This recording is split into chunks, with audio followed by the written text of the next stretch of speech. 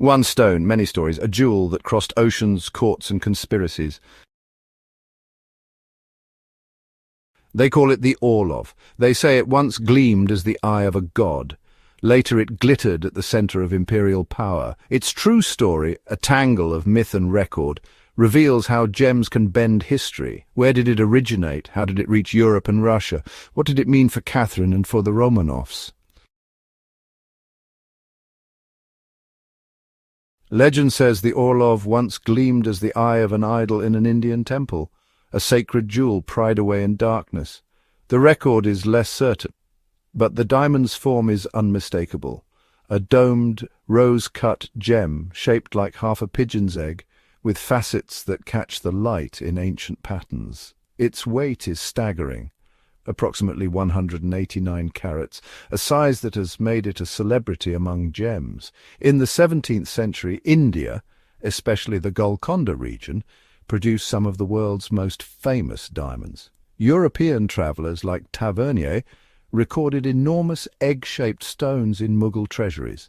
Scholars still debate how the so-called Great Mughal relates to the stone we now call the Orlov. Both legend and ledger form the threads we'll follow. Gems moved as trade items, diplomatic gifts and loot.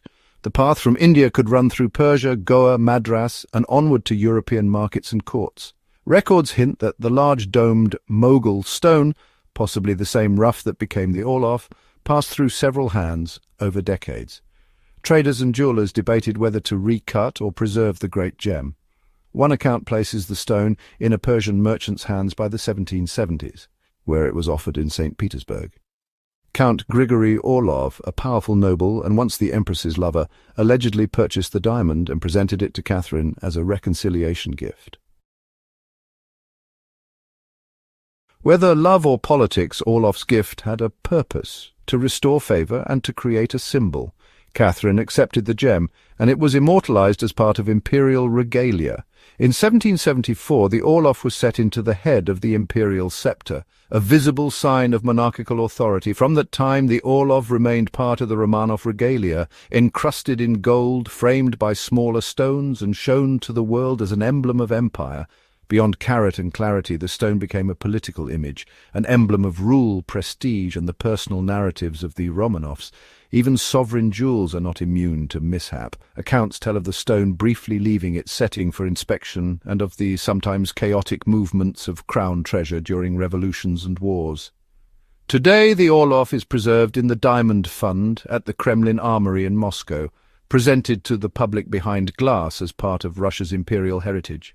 The Orlov is both tangible object and repository of stories. Legends of idols and deserters exist alongside merchant invoices and court records. Both layers shape our fascination.